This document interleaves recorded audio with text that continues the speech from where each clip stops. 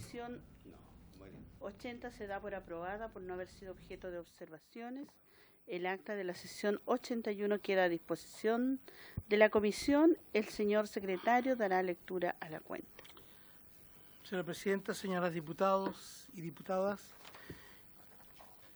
la comisión ha recibido los siguientes documentos. Informe titulado Reconocimiento del Pueblo Sexnam, antecedentes y análisis de los alcances legales del proyecto de ley, elaborado por el profesional de la Biblioteca del Congreso Nacional, señor Matías Mesa Lopeandía, en colaboración con el investigador señor Felipe Rivera Polo. Una nota del Comando Unitario de Expresos Políticos y Familiares, mediante la cual solicita que la Comisión reciba a la Coordinadora Nacional del Programa PRAIS, doña Paula Godoy, para abordar los temas pendientes en materia de acreditación, retraumatización y actualización de las normas técnicas. Solicita además agregar en la invitación al señor Arturo Zúñiga, subsecretario de Redes Asistenciales del Ministerio de Salud, para que asista y se refiera al mismo tema. Esa es toda la cuenta, señora Presidenta. Ruego a los señores diputados y diputadas adoptar acuerdos sobre los documentos de la cuenta.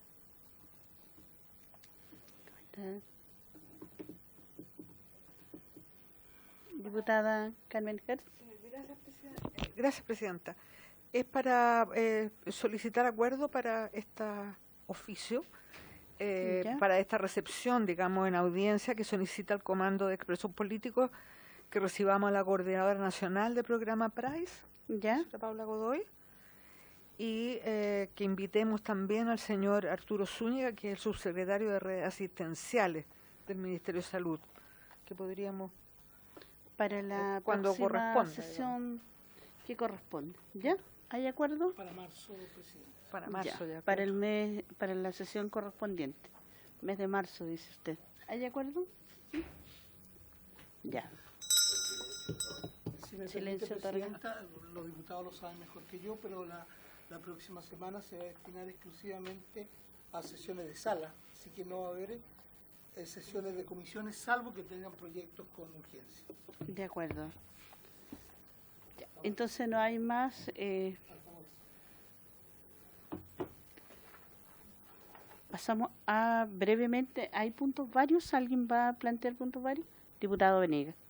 Solo para señalar que hoy día también tenemos una situación especial que implica que esta sesión va a ser especialmente corta, porque a las 4:30 comienza sesión de sala para reanudar la sesión de la mañana y proceder a la votación del proyecto relativo a la reforma tributaria. Y ahí sí que no podemos estar acá porque ahí hay que votar. Y dicen que es una votación larga y engorrosa, así que es imposible no estar en la sala. Ya. Diputada Hertz. Presidenta, quería solicitar que pidamos audiencia a la comisión de la CIDH que viene a la visita in loco. ¿Ya? Que ya está confirmada, que llega el 26 de enero y están confirmados quienes la integran. Está encabezada por su secretario ejecutivo y van del 26 al 31, van a estar acá. Sería importante que nos recibieran y para esos efectos tenemos que pedirla ya. Le agradezco. La Comisión Interamericana de Derechos Humanos. Sí. ¿Hay acuerdo, cierto? Ya. Pero disculpe, no puedo ni decir que no, ni decir que sí, por una razón muy simple, porque ¿cuál es el objetivo? ¿Cuál es el objeto? ¿Qué buscamos? ¿Cuál es el objetivo de esa solicitud? El objetivo sería poner el conocimiento de la CIDH, poner en conocimiento de la CIDH todos los antecedentes que hemos recibido de violaciones a los derechos humanos desde el 18 de octubre hasta esta fecha. Y poner en conocimiento a la Comisión de Derechos Humanos de la Cámara. Ese sería el objetivo. Y también señalar de que en el mes de noviembre, cuando ellos estuvieron, nosotros no pudimos sesionar porque nos solicitaban ellos que esta debiera ser secreta y no tuvimos la posibilidad de acuerdo a los protocolos que ellos tenían. Así que por lo tanto también quedó pendiente para la segunda visita, que es justamente del 26 al 31. Posteriormente, de acuerdo a la aclaración, diputada Claudia Mix. Gracias, presidenta. ¿No? ¿Tienen que ver con otros puntos varios? ¿Sí? Pero para establecer el acuerdo... Ya, dele nomás, dele nomás. ¿Sí? ¿Hay acuerdo? De acuerdo. Ya. Diputada Claudia Mix. Muchas gracias. Dos cosas. Me parece que no me acuerdo en qué sesión, porque varias han sido bien accidentadas. Solicitamos la posibilidad de que viniera a esta comisión el director de la Exposta Central, o sea, hoy día Hospital de la Asistencia Pública, por alguna de las denuncias que habíamos recibido respecto de funcionamiento y de la atención, principalmente a los heridos por abuso policial. Quería que lo pudiera tener a la vista y revisar. Y segundo, voy a insistir en un tema que hablamos hace, si no me equivoco, 2 sesiones, que tenía que ver con la posibilidad de escuchar, de recibir a la familia de Cristian y Rodrigo Sangüesa, que lo planteó en un correo, que se leyó en la cuenta, una solicitud del diputado Tellier, después hizo referencia a esa misma solicitud, la diputada Hertz, entendiendo que hay un proceso judicial en curso. Creo que no por ello no podemos escuchar a las familias que quieren plantearnos algunos temas respecto a la situación de estos 2 hermanos que son de la comuna de Maipú, que están detenidos en prisión preventiva. Eso, presidenta, muchas gracias. La única sugerencia pudiera ser lo más pronto, tal vez el próximo lunes, le señalaba al señor secretario, pero ese día no se pueden realizar sesiones. Bueno, me permite, presidenta, que el acuerdo de los comités es que la próxima semana, como lo he dicho anteriormente, solo se van a destinar las sesiones para despachar los proyectos que están pendientes y solo se admitirá que celebren sesiones aquellas comisiones que tienen proyectos con urgencia o bien las comisiones especiales investigadoras que tengan su plazo a vencer. Ya. Entonces no hay posibilidad de ello. Y además, respecto de lo que ha planteado la diputada señora Mix, tenemos un montón de audiencias pendientes, en cuyo caso están las peticiones que ella ha hecho. La seguiremos considerando, diputada, pero de acuerdo también al calendario que vamos a disponer. Quisiera, por el tiempo, como me señala el diputado Venegas, queremos ya avanzar y darle la palabra, porque esta sesión estaba citada para convocar en la presentación de 2 personas, una en el nombre de don Ariel León, está aquí presente para que pueda pasar, y también el señor Matías Mesa de la Biblioteca del Congreso, para cortar el tiempo. Así que yo quisiera que este es un proyecto que ya, esta es la 3ª sesión que tiene que ver con el reconocimiento del pueblo Selknam, y por lo tanto, ¿cómo? ¿No lo escucho? Ya, el pueblo Selknam. ¿Cómo le dices? Selknam. No es fácil. Ya, o puede ser como Selknam. Ya, ya, listo. Así que le ofrecemos la palabra a también Ariel León.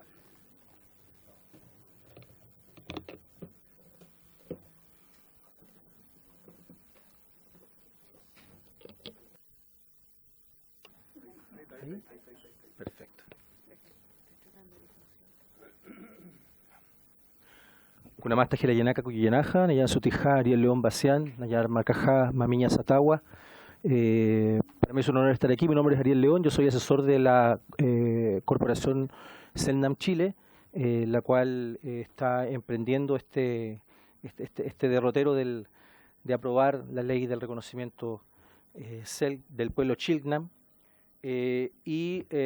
Quería, como es en honor al tiempo y en honor también a lo que va a exponer Matías Mesa, señalarles, quiero concentrarme respecto a un punto crucial que fue tocado la semana pasada, el tema de la consulta indígena.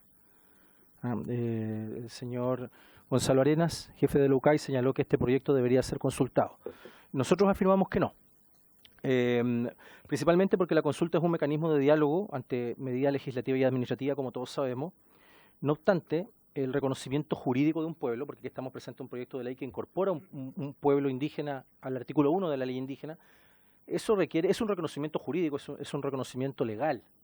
Primero, evidentemente, previo a ello, se requiere que un pueblo o una agrupación humana se autorreconozca como pueblo originario. Y en este caso, eso está, digamos, las personas que componen la comunidad Cobadón Gaona y la Corporación Selknam Chile se autorreconocen como pueblo originario en uso del derecho que les reconoce tanto el Convenio 169 como la Declaración de Pueblos Indígenas de Naciones Unidas del año 2007, ambos instrumentos internacionales suscritos por Chile, más la ley indígena, que también en los mecanismos de acreditación de la calidad indígena señala que una de las vías es justamente el autorreconocimiento.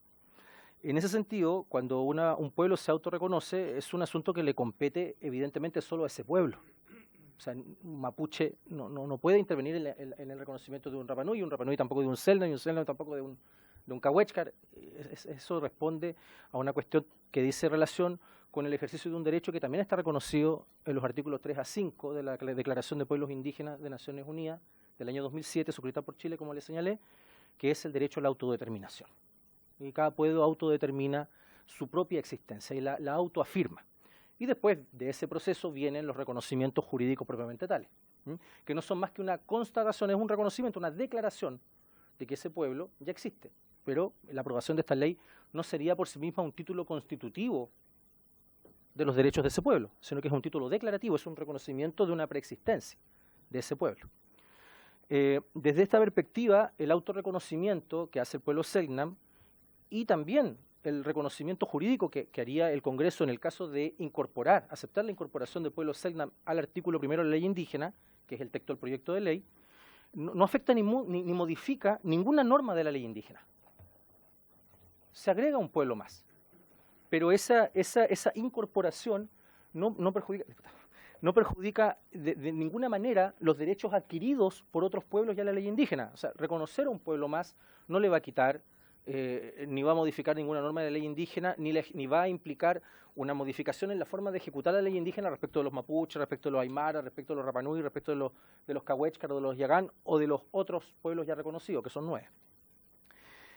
Ahora, si como sugiere el jefe de la UCAI, don Gonzalo Arenas, que hablaron ustedes con él la semana pasada, nosotros también aprovechamos de conversar con él, si como sugiere el director de la UCAI, se tuvieran normas, se tuvieran que insertar normas especiales en la ley indígena para efecto de hacer posible la acreditación de las personas del pueblo Selknam, que se autorreconozcan Selknam, eso perfectamente, en el caso que fuese así, nosotros creemos que no, nosotros creemos que las normas de la ley indígena ya son suficientemente flexibles para que las personas del pueblo Selknam, una vez reconocido el pueblo, puedan acreditarse sin problema. Pero en el caso que hubiere una posibilidad mínima de que pudiera haber una norma especial, la ley indígena contiene normas especiales para cada pueblo. Y no hay por qué modificar las normas generales de acreditación. Podría abordarse eventualmente una norma especial, pero ningún articulado que afecte a los otros pueblos debiera ser modificado. Y así, por ejemplo, tenemos el título 8, no sé si se ve en la pantalla. Gracias. Estoy pasando las láminas, pero ahora sí. Muchas gracias. Rápidamente les quería señalar que en el título 8 de la ley indígena, desde los artículos 60 y 61, hay normas particulares para el pueblo huilliche. Y son normas que se aplican solamente al pueblo huilliche. En el artículo 62 y siguiente, que es el párrafo segundo del título 8 de la ley indígena, muchas gracias.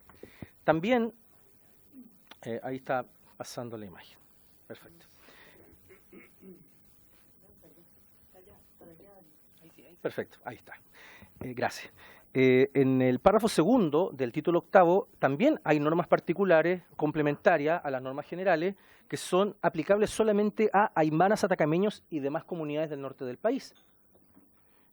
Y asimismo, en los artículos 66 y siguientes hay normas especiales para el pueblo Rapanui y en los artículos 72 y siguientes, normas para los pueblos de los canales australes. Por lo tanto, ninguna norma general de acreditación que está en los artículos iniciales de la ley indígena debería ser modificada si es que alguien presenta una indicación que finalmente pudiera ser aprobada para aplicar normas especiales al pueblo Selknam en cuanto a la acreditación. Respecto al uso de la palabra pueblo, ¿no? Que el diputado también la semana pasada señaló, oye, pero este artículo inserta la palabra pueblo. Nosotros creemos que tampoco requeriría una novedad en el ordenamiento jurídico chileno y tampoco requeriría consulta indígena, porque el convenio 169 de plano, ustedes saben que desde el año 2008 es plenamente vigente en Chile y utiliza la palabra pueblo y está incorporado al ordenamiento jurídico chileno. Y aquí en el Congreso, el año 2008, además, se aprobó la ley 20.249, que es la ley que crea el espacio costero marino de los pueblos originarios, la famosa ley Lafkenche. Y esa ley se llama Crea el espacio costero marino de los pueblos originarios, o sea, ya usa la palabra pueblo. Y si ustedes van al texto de la ley, yo lo busqué, ahí en el buscador arriba, 49 veces esta ley utiliza la palabra pueblo. Por lo tanto, tampoco es una novedad para el ordenamiento jurídico chileno que se utilice esta palabra. Respecto a ver, tratando de buscarle la quinta pata al gato, porque reflexionamos esto, dijimos, bueno, quizás pudiera afectarle a otro pueblo el tema del presupuesto. ¿No? Más bocas, iguales lucas, les puede afectar, ¿no? A los otros pueblos. Ocurre que, primero, en principio, ¿no? Ese es un problema del Estado, no es un problema de los pueblos originarios. El Estado es quien debería hacerse cargo del presupuesto indígena, que creemos nosotros que es muy bajo. En algún momento de la historia hemos pedido consulta de la ley de presupuesto, pero todos los años la práctica constitucional, la práctica de este Congreso, es que no hay consulta a la ley de presupuesto. Cuando se tramita el presupuesto de la CONADI, o el presupuesto del Ministerio de Desarrollo Social, o los presupuestos destinados por los distintos ministerios a pueblo originario, jamás ha habido consulta del presupuesto. Y paralelamente también el decreto 66, que es el que aprueba el reglamento que regula la consulta indígena, en el artículo 7, inciso final, señala las medidas administrativas que no producen afectación directa, o sea, son medidas que no se consultan, respecto a los pueblos indígenas, son, por ejemplo, nombra algunas, dictámenes, actos de juicio, constancia de conocimiento, los actos que dicen relación interna con la actividad interna de la administración, los nombramientos de autoridades y personal, todo eso no se consulta, y además dice el ejercicio de la potestad jerárquica y las medidas de gestión presupuestaria. O sea, tanto en la norma como en la práctica, el presupuesto no se consulta. No se ha consultado y no se consulta. Nosotros creemos que igual es complicado decirlo así, pero la norma apoya eso. Por lo tanto, no debería haber consulta ni siquiera por los efectos presupuestarios eventuales de esta ley, que respecto del pueblo chango y del pueblo de Aguita no operaron. Ahora, respecto a la consulta de los proyectos de ley en específico, señalar, bueno, el Código de Agua, Boletín 7543, no fue consultado. La indicación sustitutiva del presidente Piñera que presentó, porque este es un proyecto de autoría de los gobiernos de la nueva mayoría. Y posteriormente el presidente Piñera, la Alianza por Chile, presenta una indicación sustitutiva. Ni el proyecto inicial ni la indicación sustitutiva fueron consultadas. La doctrina de Carlos Furche, en ese momento, que era su secretario de Agricultura, era, mira, esta norma, el Código de Agua, no aborda ninguna norma específica respecto al pueblo originario, por lo tanto no se consulta. La ley Zúñiga, ustedes me imagino que escucharon en algún momento esta ley que modernizaba el Cernapesca, ¿no? Hasta 90 millones de pesos de multa a pescadores indígenas por vulneración de la ley de pesca. En virtud de la ley de pesca, toda la pesca indígena quedó como pesca ilegal. Las cuotas ancestrales no se reconocieron y para más remate después nos trataron de dictar una ley que penaba con 90 millones de multa máximo a los pescadores indígenas para autoconsumo. Tampoco fue consultada. El TPP, por un dictamen de la UCAI, del mismo firmado por don Gonzalo Arena, no se consultó. La ley de patrimonio, que nos divide el patrimonio material con el inmaterial, que no soluciona el tema de lo que nosotros consideramos la usurpación del patrimonio arqueológico indígena, que considera que el patrimonio intelectual de los pueblos indígenas ahora queda bajo la atención del Estado y no bajo la protección ni la propiedad nuestra. Eso tampoco fue consultado también por decisión de la UCAI. Entonces nosotros decimos, si estos proyectos de ley tan graves para nosotros no han sido consultados, ¿por qué el reconocimiento de un pueblo originario va a ser consultado? Señalarles que el proyecto de que reconoce al pueblo chango desde el inicio fue presentado por iniciativa parlamentaria bajo la plena vigencia del convenio 169, no fue consultado. De hecho, el día lunes se aprobó en la Comisión de Derechos Humanos de la Cámara Alta, fue don Gonzalo Arena, Nos encontramos aquí afuera con la corporación y la comunidad, con el senador Alejandro Navarro, presidente de la Comisión de Derechos Humanos, y le preguntamos, senador, sabe que supimos que don Gonzalo Arenas estuvo el día lunes en la comisión por el tema del pueblo chango, por el proyecto de ley de reconocimiento. ¿Alguna vez pidió consulta? ¿Alguna vez se pidió, se ofreció, el gobierno sugirió que debía consultarse este proyecto de ley? Me dijo, no, nada, jamás. Y de hecho, si ustedes lo ven, este proyecto de ley se acordó un estudio, por supuesto, como corresponde, ¿no? Y nosotros solicitamos lo mismo, que se haga un estudio, y estamos de acuerdo con don Gonzalo Arenas, que tiene que haber un estudio más profundo para concluir de manera indubitable de que este pueblo existe. Tenemos la convicción, pero estamos dispuestos, en igualdad con los otros pueblos que han sido reconocidos, a los estudios correspondientes, tal como ocurrió con el pueblo de Aguita y con el pueblo chango. Y este proyecto se tramitó en la Cámara de Diputados sin el estudio concluido, fue aprobado y enviado al Senado sin el estudio concluido, y la Cámara del Senado lo aprobó este día lunes, el mismo día en que recibió el estudio. O sea, ahora va a sala, recién con el estudio ya concluido y publicado. Ustedes lo pueden encontrar en la página web del Senado, en la página de la Comisión, aparece recién ingresado el día lunes, y pese a ello, el proyecto fue tramitado sin ese estudio, y solo al final de la tramitación el estudio está. Señalar también de que respecto de la consulta indígena de proyectos de ley, el Tribunal Constitucional señala en la sentencia ROL 309 del año 2000 que las comisiones parlamentarias pueden hacer audiencias de consulta en comisión. Aquí está el informe final del pueblo, de la tramitación del pueblo chango, ¿no? La sentencia, además de la Corte Suprema, la ROL 1186 de la Corte Suprema, de 9 de abril de 2018, es un recurso de protección que presentaron las comunidades quechua y aymara respecto al proceso constituyente de Bachelet. La Corte Suprema señaló de que una vez que los proyectos de ley entran al Congreso, no se consultan por el gobierno. Solamente la consulta la puede hacer el mismo Congreso, y es su derecho soberano por la atribución que le da la Constitución en virtud de la separación de poderes. Lo mismo sentencia el Tribunal Constitucional sobre la consulta a la ley de pesca y la consulta al reglamento ambiental. Señala que el Tribunal Constitucional no es competente para conocer la consulta indígena. En estas dos sentencias del año 2013, el Tribunal Constitucional señala si un proyecto que debe ser consultado no se consulta, el Tribunal Constitucional no es competente para objetar la tramitación de ese proyecto de ley. En suma, y termino aquí en honor al tiempo, y disculpen lo apretado de esta síntesis, pero ¿por qué consultar un proyecto de ley que no afecta a los pueblos originarios? Que está siendo apoyado por ASODEPLU, por organizaciones mapuche, por organizaciones Yagán, Cahuéchcar de allá de Magallanes, por la comunidad Rafaela Ishton, la comunidad Selknam de Argentina, por la Universidad Católica Silva Enríquez, por Juan Vascopé, uno de los antropólogos más eminentes en el tema del genocidio Selknam. Si además tenemos inclusive el apoyo de la Iglesia, ¿no? Y quiero mostrarles aquí una fotografía del padre Carlos Lira. Lo fuimos a ver. Muchos dicen, oye, pero aquí la Iglesia fue responsable. Fuimos a ver a la Iglesia, fuimos a ver a la congregación salesiana y logramos el acuerdo con el padre instructor de la Iglesia salesiana.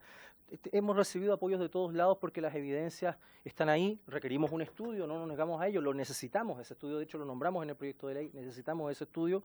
Tan solo creemos que si los apoyos están, si la tramitación de este proyecto no lesiona a ningún pueblo originario, no lesiona la legislación nacional, ni menos la internacional, ojalá, y se los pedimos, ojalá pudiera ser aprobado en general hoy. Jiquissincama, muchas gracias. También Ariel León, le voy a ofrecer la palabra a don Matías Mesa de la Biblioteca del Congreso. Muchas gracias, Presidenta, por su intermedio. Voy a presentar el informe preparado por la Biblioteca acerca de este proyecto de ley, en el cual trabajé yo personalmente y el antropólogo Felipe Rivera Polo. Básicamente lo que vamos a presentar va a ser una pequeña introducción del proyecto. Luego vamos a hacer una revisión histórica acerca del origen de los discursos acerca de la extinción supuesta o alegada del pueblo Selknam, y finalmente vamos a presentar un análisis legal de los alcances del proyecto. En primer lugar, bueno, como es sabido, lo que busca el proyecto es incorporar al pueblo Selknam en la enumeración de las principales etnias reconocidas por la Ley de Desarrollo Indígena. Digo principales etnias porque ese es el concepto que utiliza el proyecto, perdón, la ley, y el proyecto lo que propone es incorporar en esta lista a los Selknam como pueblo. Hago esa pequeña mención a la idea de pueblo porque cabe tener presente que el resto de los pueblos reconocidos han sido reconocidos ya sea como principales etnias o como comunidades de las principales etnias. Este sería el primer caso de un grupo humano reconocido como pueblo en el artículo 1 de la Ley de Desarrollo Indígena, porque como bien señaló el expositor Ariel León, el concepto de pueblo para referirse a los indígenas en Chile está tanto en la ley conocida como Ley Lafkenche y también en el Convenio 169 de la OIT. Y es por lo demás una tendencia general en el derecho internacional de los derechos humanos e incluso en el derecho chileno e incluso al interior de la administración pública, ¿no? Se refiere normalmente, por ejemplo, los procesos de consulta se refieren a los pueblos indígenas de Chile, etcétera. El concepto etnia está hoy día, digamos, más bien abandonado. Sin embargo, pareciera importante hacerle ver a la Comisión de que se produce cierta inconsistencia al designar a ciertos grupos humanos indígenas como pueblo y a otros como comunidades y a otros como etnias, ¿no? Ahí hay una disonancia de la cual quizás la Comisión quisiera hacerse cargo.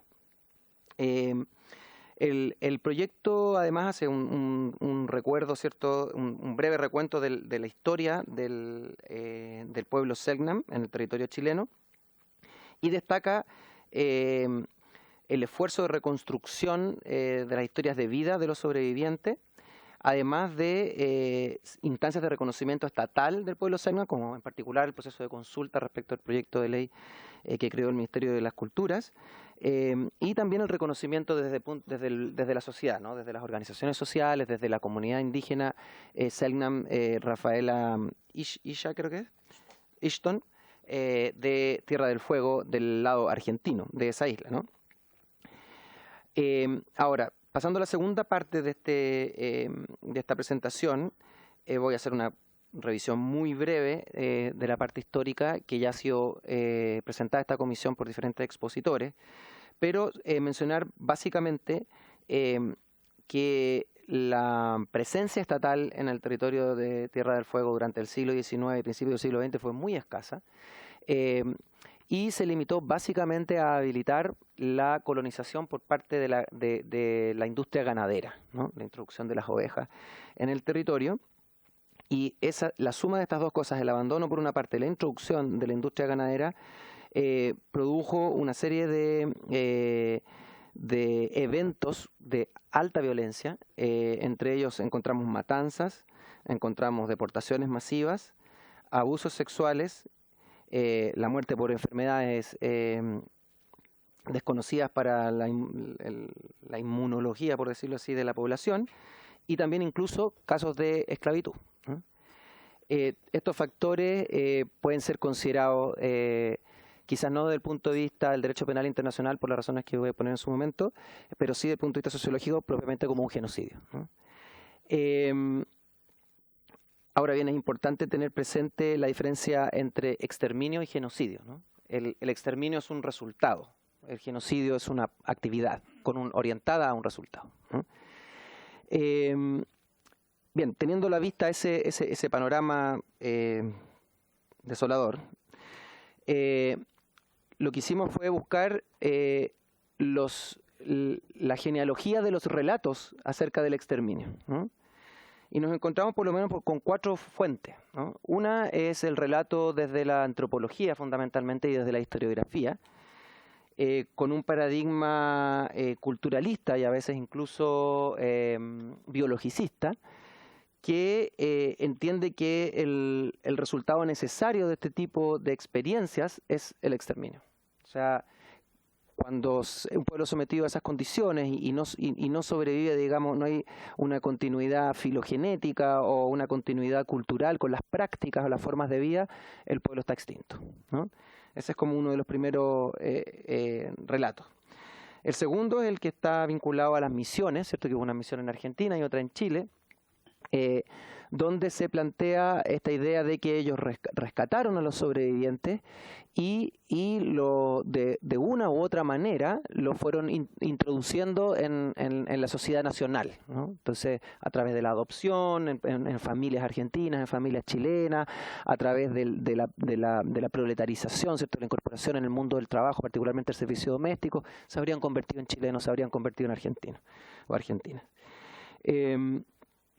El tercer relato es el relato más vinculado, ¿cierto?, a la industria ganadera, que tiene que ver con el concepto, ¿cierto?, vinculado al imperialismo, de la idea de la carga del hombre civilizado, ¿cierto?, de que ve a los indígenas como un obstáculo a la misión civilizatoria, y en su versión amable, digamos, es la asimilación, y en su versión más drástica, ¿cierto?, es el exterminio, ¿no?, que es lo que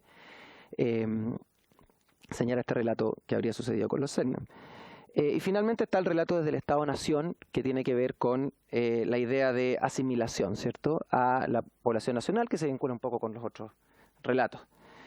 Bueno, a partir de esta realidad y de estos relatos que hemos descubierto, también encontramos en los últimos años una profunda crítica, fundamentalmente a la idea de etnicidad construida desde el paradigma culturalista y el paradigma biologicista. Y una reconstrucción de la idea de etnicidad a partir de los relatos de la sobrevivencia, ¿no? Un proceso de reetnificación a partir de estos elementos comunes, de las trazas biológicas, por decirlo así, de la continuidad, ¿cierto?, del hecho de ser descendientes biológicos de las poblaciones que vivían en la Tierra del Fuego, de la intensidad de las experiencias compartidas, de despojo, de violación, de muerte, etcétera, y también de la persistencia en el territorio. En este caso, cierto, por las circunstancias geopolíticas, se trata del territorio argentino, pero es el territorio de la isla de Tierra del Fuego, ¿no?, que geográficamente es un solo espacio, y etnoterritorialmente, desde el punto de vista Selknam, evidentemente también lo es. Bien, esos son los elementos de la parte histórica y antropológica del informe que está a disposición de la comisión, que le voy a enviar una versión con algunos detalles que encontré. Siempre uno, cuando vuelve a leer, se encuentra con algunos detalles que son muy menores, pero que de todas maneras me gustaría que tuvieran una versión completamente revisada.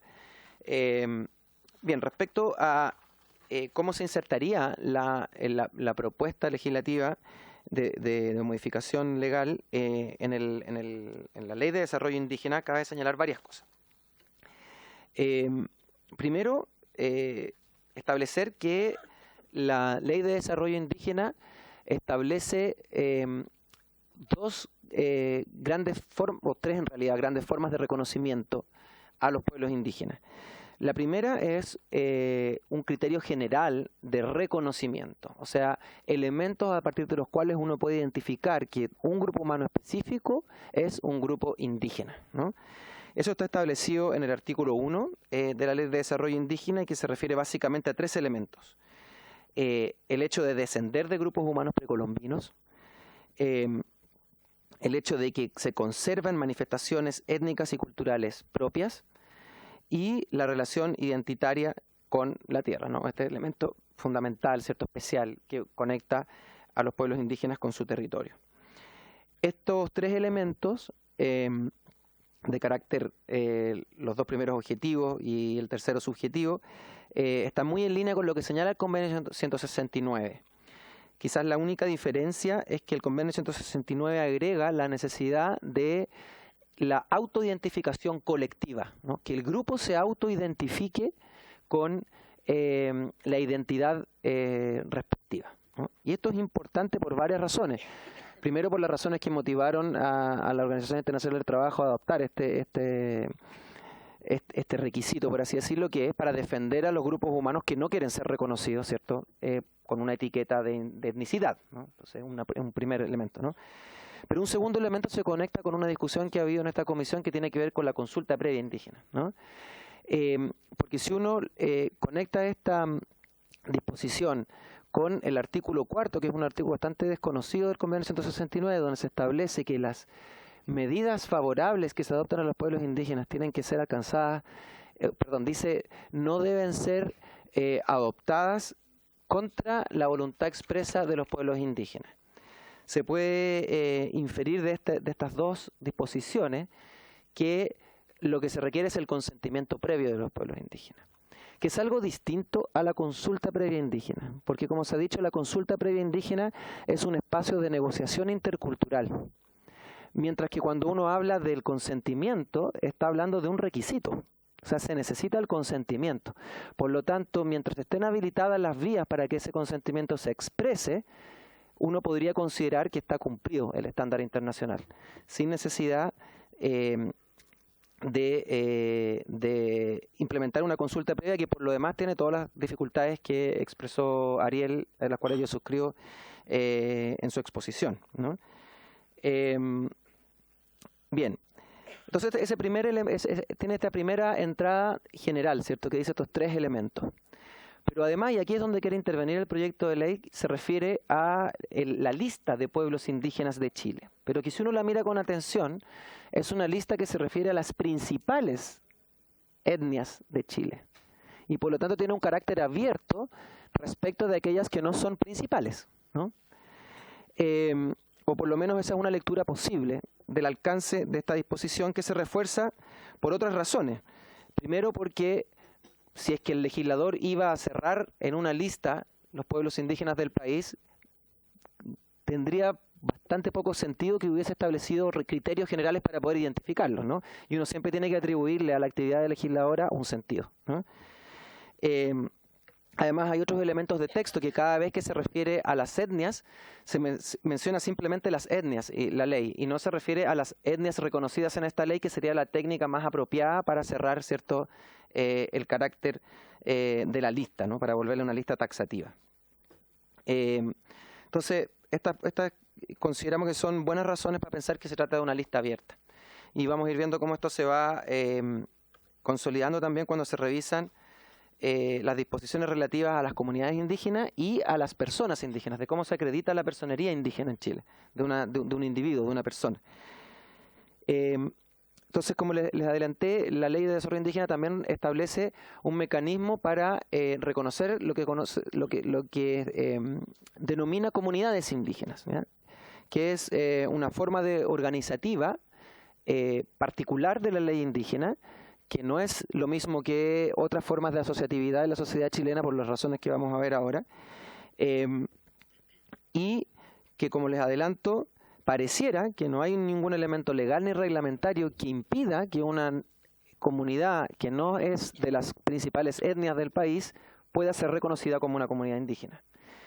En primer lugar, lo que se requiere, estos elementos están en el artículo 9 y son elementos alternativos. Basta con que uno de estos elementos se configure respecto de un grupo humano para que exista el derecho de este grupo humano de solicitar su inscripción como comunidad indígena. ¿Cuáles son? 1. Provenir sus miembros de un mismo tronco familiar. 2. Reconocer una jefatura tradicional. 3. Poseer o haber poseído tierras indígenas en común. Y 4. Provenir de un mismo poblado antiguo. Como les adelanté, no hay elementos ni en la ley ni en el reglamento que exijan que el grupo humano sea de aquellos que están reconocidos como etnias principales. Por lo tanto, uno puede adelantar, ¿no?, o proponer que si un grupo humano cumple con alguna de estas características, independientemente si está en el artículo 1 o no, en el artículo 2 o no, puede solicitar a CONADI su inscripción como comunidad indígena. En particular, en el caso Selknam, si puede probar que provienen sus miembros de un mismo tronco familiar indígena, naturalmente, en este caso Selknam, y vamos a conectarlo pues con las reglas para la indigeneidad individual, eventualmente CONADI en rigor CONADI debe inscribir y tiene 30 días para oponerse, ¿no? Y podría oponerse, podría trabarse una litis ahí, pero que habría buenos argumentos para un eventual juicio para defender la idea de que la comunidad Selknam tiene que ser reconocida bajo la ley indígena. Evidentemente, reconocer una jefatura tradicional por las circunstancias particulares del caso concreto de Selknam parece no aplicable. Poseer o haber poseído tierra indígena en común, en principio pareciera que sí, pero al revisar el detalle la ley reenvía al artículo 12, donde están establecidas las fuentes de etnicidad de la tierra, por llamarlo así, y ahí no está incluido el pueblo Selknam y por lo tanto no podría invocarse la ley, el hecho de que Tierra del Fuego fue tierra indígena como para, aunque igual se puede discutir, ¿no? Porque podría invocarse el artículo 13 del convenio 169, que tiene otro concepto de tierra indígena. Pero por lo menos, y provenir de un mismo poblado antiguo tampoco es aplicable, porque si uno revisa la historia de la ley, puede verificar que el poblado antiguo se refiere a los poblados de los pueblos del norte. Así es. Pero por lo menos habría uno de los elementos que permitiría la inscripción, ¿no? Ahora, por cierto, si uno lee e interpreta orgánicamente la ley, evidentemente podría exigirse que se acredite la calidad de indígena de las personas que estarían conformando esta comunidad indígena, invocando que provienen todas de un mismo tronco familiar, ¿no? Entonces conviene revisar cuáles son esos requisitos para ver si es que los Selknam en la situación actual podrían solicitar este reconocimiento individual. Todo este ejercicio lo estamos haciendo a partir de la discusión, ¿cierto?, acerca de si es necesario hacer más cambios en la ley para ver si es que sería suficiente con el solo reconocimiento, ¿no? La ley indígena reconoce 3 fuentes de etnicidad, que es la ascendencia, la pertenencia identitaria y el matrimonio con persona indígena con las calificaciones que les voy a mencionar. La ascendencia reconoce asumimos dos subfuentes.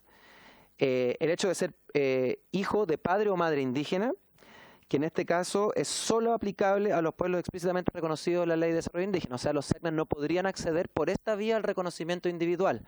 Y esto es por una vuelta que hace la ley que invoca a los descendientes de las tierras indígenas del artículo 12. Entonces, nuevamente nos encontramos ahí con ese tope. La segunda fuente de etnicidad a partir de la ascendencia sí pareciera ser aplicable a los Selknam porque se refiere a contar con un apellido indígena. Yo desconozco si es que han pervivido los apellidos indígenas, pero la ley se pone en el caso de los apellidos no indígenas que durante más de 3 generaciones hayan pertenecido a personas indígenas.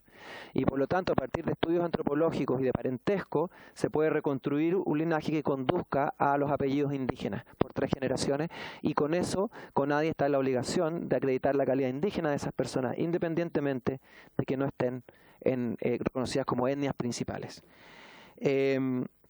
Por lo tanto, por esa vía podrían ser reconocidos.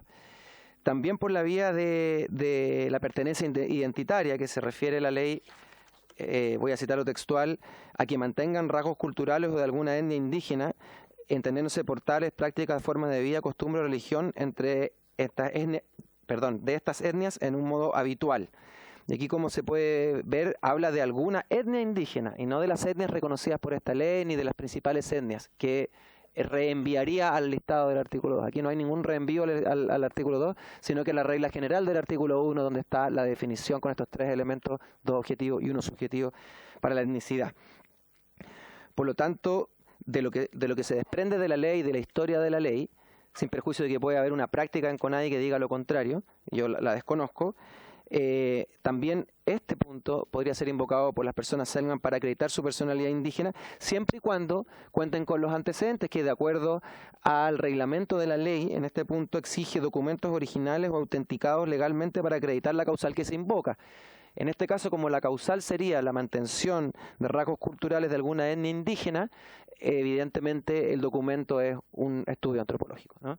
Entonces, esa sería otra manera en que los Selknam, en tanto personas, podrían acreditar su calidad indígena y eso los habilitaría para, en tanto miembros de un mismo tronco familiar, solicitarle su inscripción como comunidad indígena.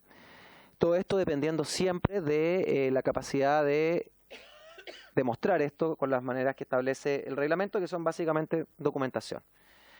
Bien, y con eso entramos a la parte final, que tiene que ver con los efectos del reconocimiento. En general, todos los derechos reconocidos en el ordenamiento jurídico a los pueblos indígenas, o por lo menos los que tuvimos tiempo de revisar, que son básicamente los establecidos en la Ley de Desarrollo Indígena y los establecidos en la Ley Lafkenche, están asociados a la calidad de indígena de persona y a la calidad de comunidad indígena. No hay ningún derecho que esté asociado a las etnias principales. No sé si me explico. O sea, la titularidad de los derechos no es de las etnias principales reconocidas, es de las comunidades y de las personas indígenas.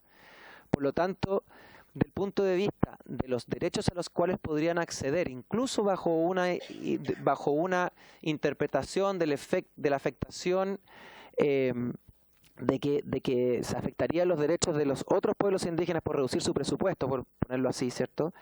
Esto no sería efectivo, porque al día de hoy, insisto, no hemos encontrado ningún elemento que impida que los CECNAM, si es que logran acreditar los elementos que exige la ley y los reglamentos, su calidad de indígena y su calidad de beneficiario de todos los programas que están establecidos en el ordenamiento jurídico para ellos. La diferencia desde el punto de vista administrativo sería la descarga de la prueba, ¿no? Sería en el fondo una economía procesal, básicamente. Pero los efectos, evidentemente, a la luz de la historia de la relación entre el pueblo CECNAM y el Estado de Chile, y el Estado argentino también, pero no compete a esta comisión, por cierto, tiene un poderoso efecto simbólico, ¿no? Que se puede vincular a cierta necesidad de reparación por parte del Estado respecto al daño infligido, también se puede vincular a una aspiración de establecer una garantía de no repetición, ¿no? Entonces tiene un efecto que podríamos decir administrativo y tiene un efecto político simbólico reparativo, ¿no? Eso es, señora presidenta, muchas gracias por la atención. Muchas gracias. Son las 19 minutos. A las 16:30 tenemos que dar término y tener también la posibilidad de votar, porque este proyecto fue convocado, es un proyecto de fácil despacho, así que por lo tanto, si hay algún comentario o alguna opinión, y con eso procedemos a votar. Diputado Mario Venegas, ofrezco la palabra. Gracias, presidenta. En primer lugar, felicitar las dos presentaciones, particularmente la biblioteca, me parece de una solidez digna de elogio. Me parece un buen acercamiento al tema. Tengo solo una discrepancia porque, y más que nada para aclarar, especialmente a quien expuso como asesor de la comunidad y de quienes se autocalifican como, ¿no es cierto?, parte del pueblo CECNAM. El que yo haya puesto el tema del pueblo, del concepto de pueblo, no es trivial. Porque si uno recurre a la ley indígena y sigue, ¿no es cierto?, lo que es, como dice un colega nuestro, la historia fidedigna de la ley, ahí se trabó la litis. Ahí se trabó la litis. El tema de si era importante, porque las consecuencias jurídicas, ¿no es cierto?, yo he pedido explicación por qué no. ¿Ya? Y me han señalado que aquellos que en ese minuto eran, ¿no es cierto?, opositores al gobierno que impulsó la ley, que fue el gobierno del presidente Elwin, hicieron de eso la litis. Y se negaron a aprobar la idea de pueblo, que estuviera explícitamente señalado y reconocido no como etnias, ni como etnias originales, sino que como pueblo, que es una demanda por lo demás de la mayor parte de los pueblos originarios de nuestro país. Entonces, ¿por qué digo que es importante esto despejarlo? Porque es no menor, porque muchos de los que ayer se opusieron siguen estando allí, en el Senado, y aquí, en la Cámara.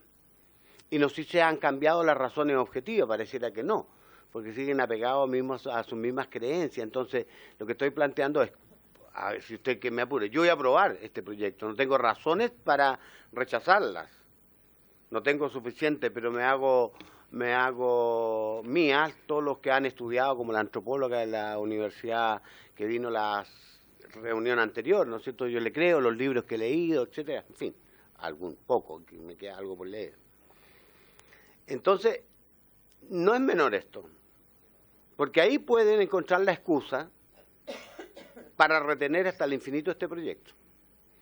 Y yo sé que Emilia y todos nosotros podemos estar muy bien intencionados en apoyarlo y quedamos libres con nuestra paz y nuestra conciencia, pero allá ¿Por qué va a quedar que solo el pueblo Selkman va a tener ese especial reconocimiento como pueblo y el resto, como lo señalaba muy claramente, ¿no es cierto?, nuestro asesor de la biblioteca, va a quedar en otra condición? Casi un problema similar hay con reconocimiento de la pluriculturalidad y que este es un país pluriétnico. ¿Sí? Entonces, creo yo que por eso es, para que les quede claro, que era mi intención, ayudarlos, no al contrario ponerle... Del mismo modo, y como me gusta esta cosa jurídica, yo de haber sido abogado, pero esa lógica me gusta, como lo explicó él muy bien. Si el espíritu del legislador, ¿no es cierto?, era dejarlo abierta cuando habló de etnias principales, ¿qué sentido tenía listarla entonces? Le doy vuelta al argumento, como hacen los abogados. Porque explicitaron, y pusieron 9. Y le quiero recordar otra cosa, solo para tenerlo en cuenta. Este proyecto de los changos ya llega deambulando en el Congreso varios años. Y por alguna razón todavía no se aprueba en el Senado. ¿Se aprobó? Se aprobó. Qué bueno. ¿Y como pueblo? ¿Estáis segura? Sí, como pueblo. ¿Estáis segura? Bueno, ok.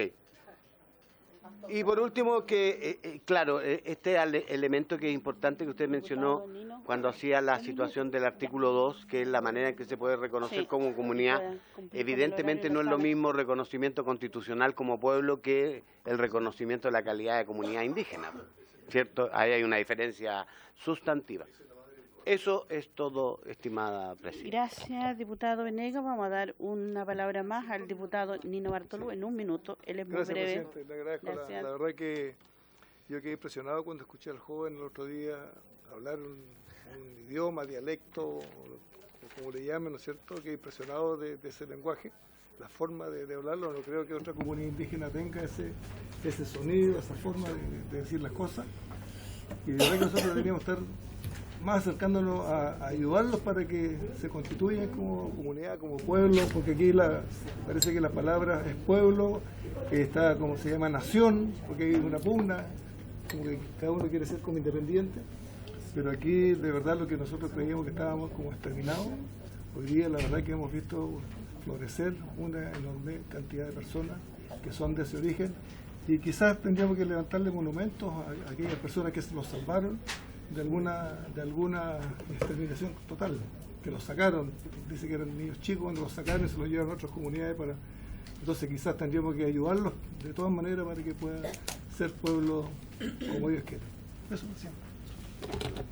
Bien, tratándose de un proyecto de fácil despacho, en atención a lo dispuesto en el artículo 260 del reglamento de la Cámara de Diputados, corresponde votar en general y en particular el proyecto boletín número 12862-17 que modifica la ley 19.253 con el fin de incorporar al pueblo Selknam entre las principales etnias indígenas reconocidas por el Estado. Señor secretario, proceda a llevar a cabo la votación. ¿Podemos pedir unanimidad? Sí. ¿Si hay unanimidad? Sí, no, pero ¿se puede, secretario? Se puede pedir la unanimidad, pero yo de todas maneras tengo que dejar consignado el nombre de todos. Ya. Entonces, demoramos un Listo. minuto. Ya. Señora Gers. Apruebo.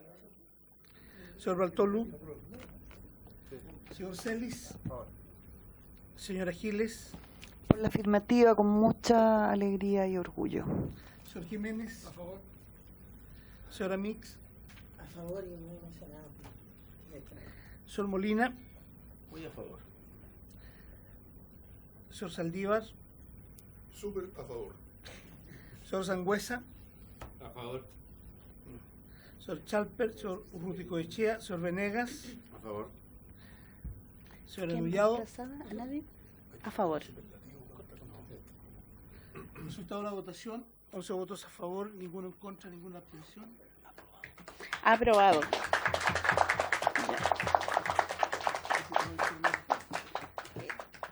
Necesitamos nombrar al diputado informante del proyecto. Hay un orden. ¿Quién quiere? Claudia Mix, ya. ¿Hay consenso? ¿No hay problema? No. Ya. Claudia Mix, ahora, habiéndose cumplido el objeto de la sesión, se levanta.